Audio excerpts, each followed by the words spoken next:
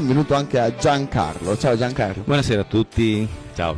Allora, Giancarlo è un po', è un personaggio della musica, perché è insegnante di canto, cantante lirico, ma anche uno storico, un ricercatore della musica, quindi della musica popolare, del canto, Certo, quindi certo. insomma un musicista A tutto tondo, a si tutto tondo, anche se non suona magari, ecco, no, in realtà suoni anche strumenti, Molti strumenti. non solo la voce, ma allora esatto, insomma esatto. un sacco di C'è cose, tanto da raccontare. tanto da raccontare. Allora iniziamo subito. Giancarlo, facci un po' la tua storia, come sei diventato quindi appassionato di canto, di musica e insegnante di canto. Sì, quindi io sono un cantante, un tenore, mi pregio di appartenere alla Fondazione Arena di Verona, nel settore coro, sono un tenore e oltre a questo io sono compositore, sono iscritto da tantissimi anni alla SIAE, ho depositato molte composizioni classiche. Però mi dedico anche alla Quindi ricerca. anche ai giorni nostri c'è qualcuno che si C'è dedica alla qualcuno, musica certo, classica. c'è ecco, è vero, sì, questo è vero.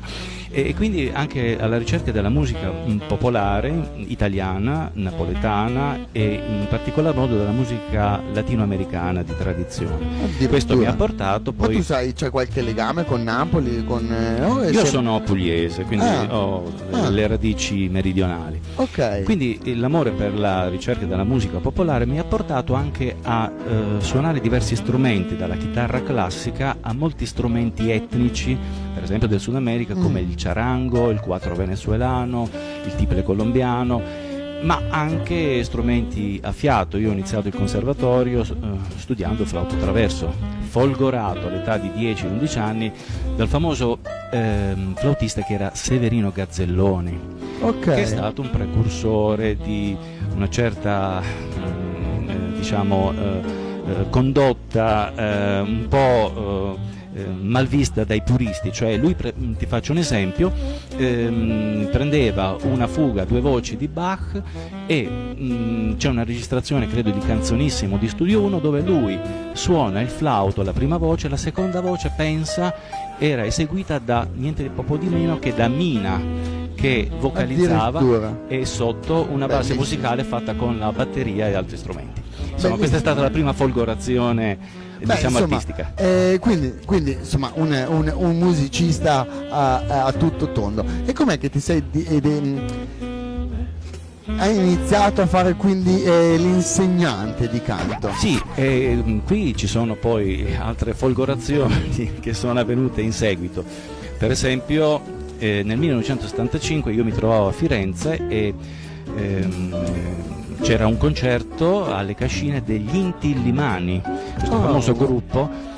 Io all'epoca avevo 14 anni, Li ecco, conosco pure io. Dopodiché io ho avuto la fortuna di frequentarli fino al 1989. Quindi da lì poi la connessione con la musica sudamericana, ecco, quindi la musica andina. E quindi sono grandi amici, da loro ho imparato le tecniche di esecuzione di questi strumenti a cui facevo riferimento poc'anzi. Certo. Altra folgorazione, nel 1978 fui estratto a scuola per poter usufruire di un biglietto che mi permetteva di andare al Teatro Petruzzelli di Bari ad assistere a una recita di Tosca. E ricordo ancora questa recita, c'erano grandissimi cantanti, tra cui la Raina Kabaivanska che faceva Tosca e Gianfranco Cecchere, un altro grande tenore. Insomma, grandi nomi. E quindi dopodiché praticamente mi sono dedicato alla ricerca di musica popolare, però durante le mie esibizioni tutti notavano che c'era una voce che meritava così un'attenzione particolare e quindi che mi sarei dovuto dedicare allo studio del canto. All'epoca studiare canto significava studiare canto lirico, perché i maestri erano soprattutto nel campo però tu classico. sei riuscito un po' a ampliare questa visione. Esattamente. Quindi adesso, per concludere, diciamo, il racconto breve, diciamo, della mia storia, quindi sono quasi 30 anni che io lavoro svolgo la mia professione di cantante all'interno della Fondazione Arena di Verona. Quindi questi sono diventati degli hobby, anche se hobby è un termine riduttivo. Certo. E dopodiché, ecco, come in ultimo, per i ragazzi che desiderano studiare e avvicinarsi al canto, io offro quelle che sono le mie competenze. Che non sono poche, vorrei ricordare che ci sta ascoltando.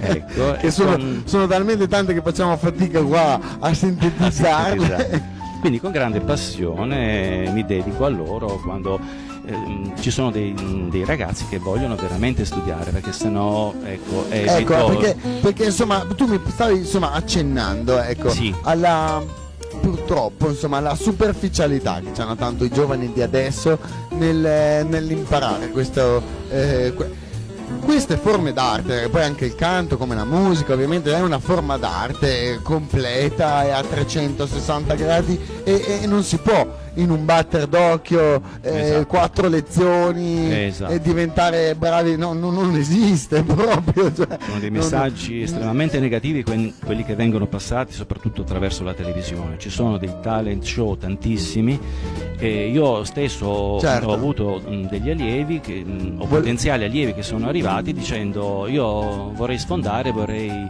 diventare un cantante. Benissimo, cosa hai fatto fino adesso? Niente. Cosa sai della tecnica di respirazione del canto? Niente. Però ho l'audizione tra una settimana, ma com'è possibile? Quindi questo è un messaggio negativissimo e i primi a essere danneggiati ovviamente sono i ragazzi. Certo, perché poi si propongono mete che non potranno mai raggiungere, poi ovviamente le soddisfazioni non arrivano, uno si intristisce, si abbatte, poi finisce per non fare nulla, quando magari sarebbe stato un bravo cantante, o un bravo musicista, un bravo artista, se avesse dedicato il tempo a imparare l'arte, a dedicarci ovviamente tutte queste cose. Insomma, quanto è che canti tu? Quanti anni sono che canti? Beh, io ho 56 anni, ho cominciato molto presto, quindi non facciamo i conti, insomma, diciamo sono svariati decenni. Ecco, quindi non è che in una settimana uno può arrivare a fare niente di che. Magari in una settimana si impara a cantare mezza canzoncina, non lo so, qualcosetta si farà pure, ma non certo per un'audizione. Quindi per chi fosse veramente interessato a imparare a cantare, ma anche ad avere una relazione con un musicista, questo sì, senz'altro. Praticamente l'invito è rivolto anche ai cantautori, coloro che per esempio cantano suonando uno strumento, perché anche questo rappresenta delle difficoltà. Ovviamente il canto è legato alla respirazione, ma questi è la tecnica, ma la tecnica non è il fine ultimo, è il mezzo che ci porta a che cosa? All'espressione, cioè ad esprimerci. Certo. E quindi, come stavo dicendo poc'anzi, l'invito è rivolto ai cantautori, ai ragazzi che vogliono avvicinarsi alla lirica, o semplicemente anche alle persone che vogliono magari andare il sabato, la domenica a fare il karaoke, cosa che magari sta un po' tramontando, e viva Dio che magari tramonti.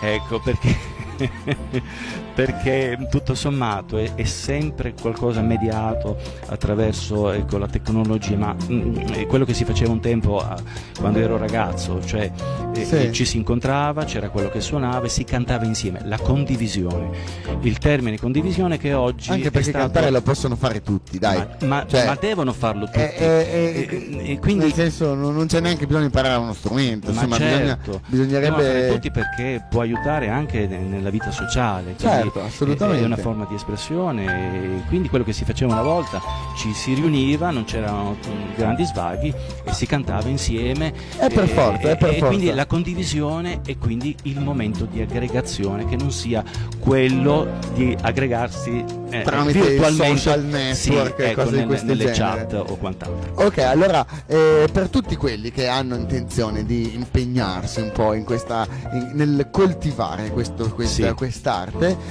diamo quindi i tuoi dati di contatto. Allora, opera nella zona di Verona, un po' in generale. Se volete contattarlo, appunto, scrivetegli a info@ giancarlogaltieri.com, tutto esatto, attaccato, tutto minuscolo.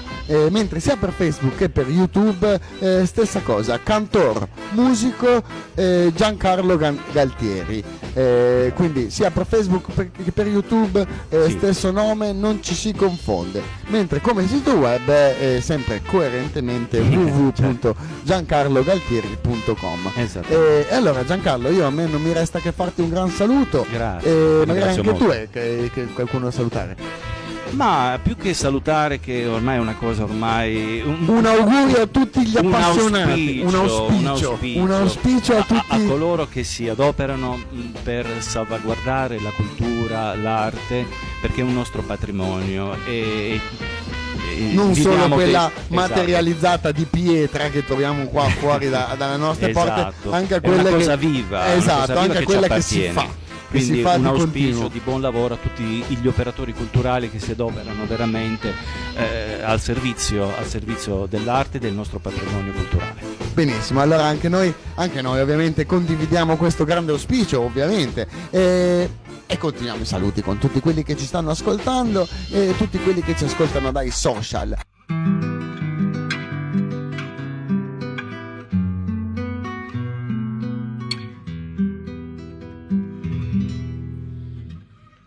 Ah, che bella aria fresca,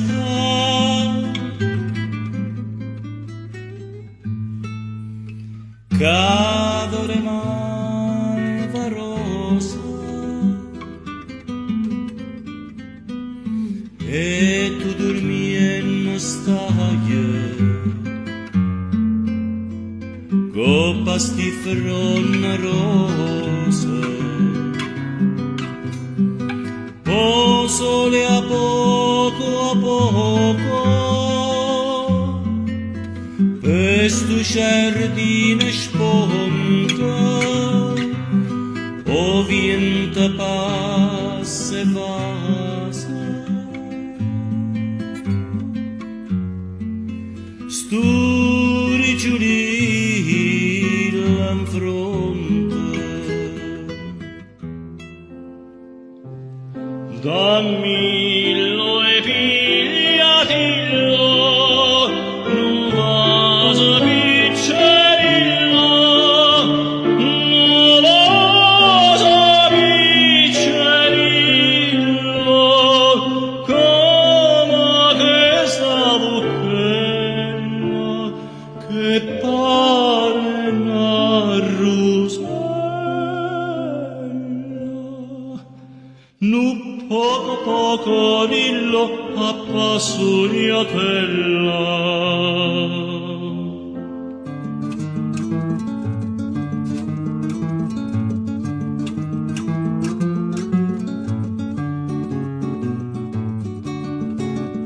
Va che trovano una cascia forte e ne venata per ne fa che non tengo titoli, non vivo in rendita, non c'ho un vestito per quella me. Ma cascia mi necessita per forza la giadone. C'è già mettere tutti in lettere che m'ha scritto Rusina mia, un ritratto formato visita da buona zia Sofia, Lucia e Capilla, un corne coralla ed il becco di un pappagallo.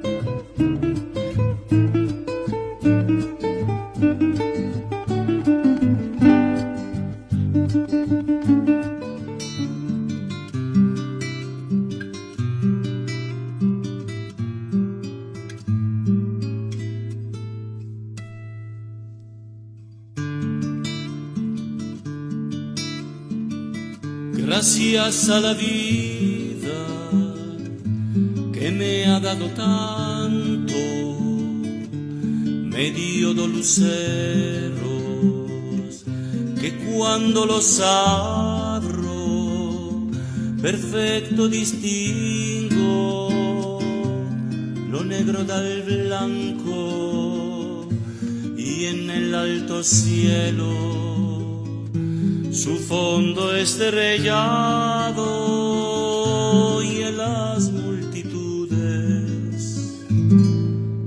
la mujer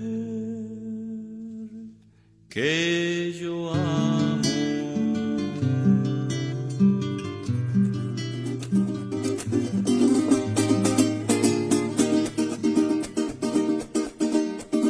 Si el gavilán se comiera, óyelo bien, ay cómo se comió el ganao. Si el gavilán se comiera, óyelo bien, ay cómo se comió el ganao. Yo me hubiera comido el gavilán colorado, gavilán, pío, pío, pío, gavilán, tao, tao, tao, gavilán.